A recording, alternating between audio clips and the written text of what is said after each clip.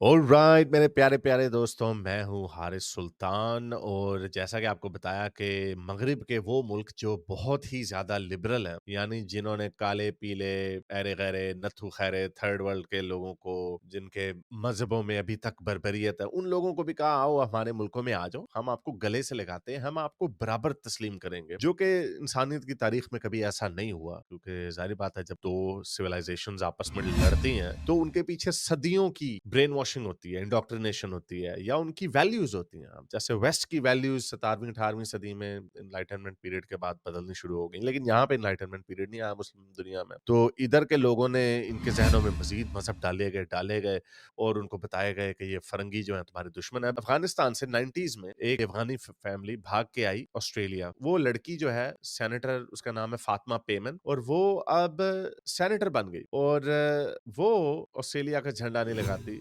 Aboriginal झंडा लगा के और फलस्तीन का झंडा लगा के भी तस्वीर उसने लगाई हुई थी कि और कोई उसकी एलिजेंस नहीं है ऑस्ट्रेलिया के साथ। आई मीन जिस मुल्क ने इनको रेफ्यूज दिया। तो ये एक कहानी है। वो जो स्कॉटलैंड वाला है हमजा यूसुफ, उसके माँ बाप पाकिस्तानी थे, स्कॉटलैंड में पला बड़ा। उसको उन्होंने फर्स्ट मिनिस्टर, जो सबसे हाईएस्ट ऑफिस है, उन्होंने वो भी दे दिया। फिर भी वो कहता है यहाँ पे हर सारे गोरे बहुत ज्यादा है। भाई तो गोरे मुल्क में गोरे नहीं होंगे तो तुम्हारे अब्बू होंगे वहां पे? बेशर्मो, तुम्हारे मुल्कों में क्या काले रहते हैं या गोरे रहते हैं, ब्राउन रहते हैं जो जो वहां के नेटिव लोग हैं? तो ये कीड़ा इनके अंदर एक ऐसा है कि अपने मुल्कों में कादियानियों को जिंदा नहीं रहने देते, अकलियतों को जिंदा रहने नहीं देते, और बाहर के मुल्कों में जाकर वहां पे शरिया फॉर यूके के नारे मारते हैं। तो बहरहाल ये एक बड़ा एक अननेचुरल किस्म का एक्शन था, जो मैं बड़े अरसे से कहते चला आ रहा था कि जो ग्रेटेस्ट सिविलाइजेशन ऑन अर्थ है, वो कैसे इतने आराम से मर जाएगी। ये कोई बुद्धिस्ट की तरह के कोई बड़े कोई नरम जोश लोग नहीं है। ये इन्होंने पहली जंग अजीम, दूसरी जंग अजीम लड़ी, इन्होंने लाखों लोगों की कुर्बानियां भी दी हुई हैं, मारे भी हैं इन्होंने। तो जब इनका अंदर का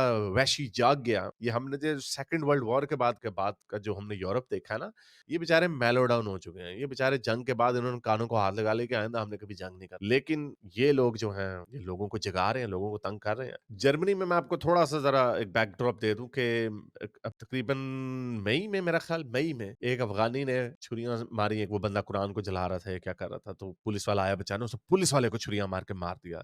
ये अफगानी ने किया मई में। उसके ऊपर वीडियो डिटेल से बनाई हुई है, तो आप देख लीजिएगा।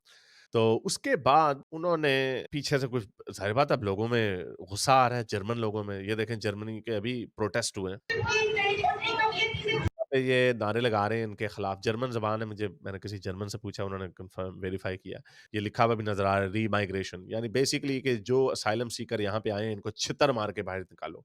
और ये इन्होंने तब किया। एक तो वो हुआ मई में, फिर उसके बाद बीच में और भी बड़े वाक़यात ऐसे होते रहते हैं। सेक्सुअल क्राइम इतने ज़्यादा होते हैं, ये मैं आपको दिखा-दिखा के थक गया हूँ। ये जर्मन हुकूमत के अपने स्टैटिस्टिक्स हैं। देख लें कि इमिग्रेशन वेव जैसे-जैसे आती गई, वैसे-वैसे गैंग रेप्स बढ़ते गए। यहाँ पे ये 2014-15 में इतना होता था, 2015-16 के दरमियान एंगेला मर्केल ने कोई 2 मिलियन लोगों को लाई, और ये एकदम से ऊपर चले गए। ज़ाहिर बात है वहाँ पे जाके ये पेंडे जाते हैं, गोरियाँ देखते हैं, वो गोरियाँ बेचारी, उनकी ट्रेनिंग और तरीके से हुई हुई है। उनको सिखाया गया, हाँ भाई कोई मर्द इतना कोई बुरा नहीं होता, ट्रस्ट भी करते हैं, लेकिन उन्हें नहीं पता वो यहाँ से अब जंगली मर्द चले गए हैं। ये देखें, जर्मन जो है 88% जर्मन है जर्मनी में, और वो 33% रेप में उनका हिस्सा है, यानी कितने अंडर रिप्रेजेंटेड है। जबकि 12% जो है वो फॉरेन बॉर्न है, और वो 33% ये काम करते हैं। अब उसके अंदर भी फर्दर ब्रेकडाउन देखें तो अफगानी और अफ्रीकन जो है वो लेस देन 2% है, और 34% रेप करते हैं जर्मन औरतों के। तो ये लोगों को में नजर आ रहा है, लोगों में अवेयरनेस आ रही है। तो बहरहाल अब क्या हुआ, हफ्ता पहले सुलिंजन में एक और इस दफा एक सीरियन ने छुरियां मार के 3 लोगों को कत्ल कर दिया, 12 लोगों को जख्मी कर, जिसके बदले में अभी ये प्रोटेस्ट जो हो रहा था, जो मैंने आपको दिखाया। तो अब 28 अफगानियों को कतर एयरवेज के जरिए उन्होंने अफगानिस्तान वापस भेज दिया, और उन्होंने वादा किया कि हमने हर वायलेंट को, जो भी वायलेंट आदमी है, रेफ्यूजी है, असाइलम सीकर, हमने उसको फर्स्ट डिपोर्ट करना पहले। मुझे नहीं समझ आती इसका डिपोर्ट का भी क्या सोल्यूशन है, क्योंकि जाहिर बात है अगर आपने कत्ल कर दिया किसी का, अब इसने जैसे पुलिस वाले का कत्ल कर दिया, वो तो बच जाएगा अगर उसको आपने डिपोर्ट कर दिया। ये क्या फायदा हुआ? What kind of logic is this? सारों को डिपोर्ट करो जो इलीगली आए हैं, सारों को डिपोर्ट करो। वायलेंट है तो वायलेंट को डिपोर्ट करने का क्या फायदा? वो तो, उसको तो सजा पहले भुगतनी चाहिए। ये तो मैं भी यहाँ पे कत्ल करूं तो वो मुझे उम्र कैद की सजा सुनाने लगे, तो मैं कहूँ मुझे डिपोर्ट कर दो। वो और बात है, मुझे डिपोर्ट यहाँ पे करेंगे, वहां पे भी कत्ल ही हो जाना।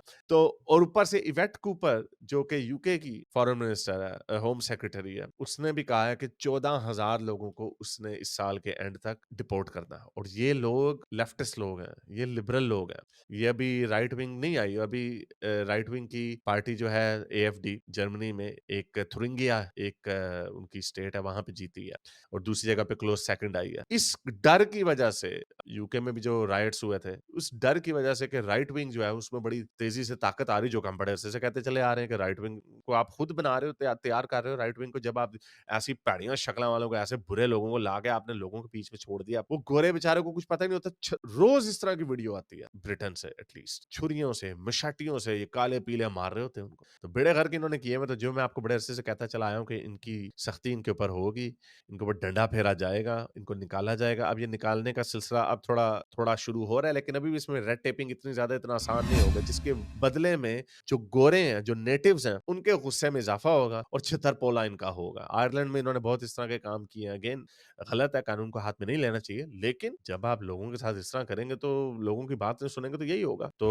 और यही काम अभी ऑस्ट्रेलिया में भी इन्होंने एक इस्लामिस्ट पार्टी ऑफ ऑस्ट्रेलिया बना दिया। ये जहाँ जाते हैं इस्लाम को घुसेड़ देते हैं और दुनिया का सबसे तकड़ मज़हब है, उसको हर जगह पे घुसेड़ देते हैं। वो ब्रिटेन का क्या काम है तुम्हारे इस बद्दुओं के मज़हब से? क्या उनको लेना-देना? ये गोरों को क्या तुम्हारे इस्लाम से लेना-देना? हर चीज़ के अंदर इस्लाम घुसेड़ देते हैं। तो उसके बदले में बस अब यही होना है, उन्होंने वही इस्लाम ने इनके पीछे डाल के इनको कहना निकल जाना, ठुड्डा मारना, और ये होगा ज़रूर। मेरी ज़िंदगी का मिशन ये है। अगर आपको मेरी ये वीडियो अच्छी लगी तो मेरे चैनल के मेंबर बनिए, पैट्रन बनिए, या फिर आप मुझे बाय मी अ कॉफ़ी में भी सपोर्ट कर सकते हैं।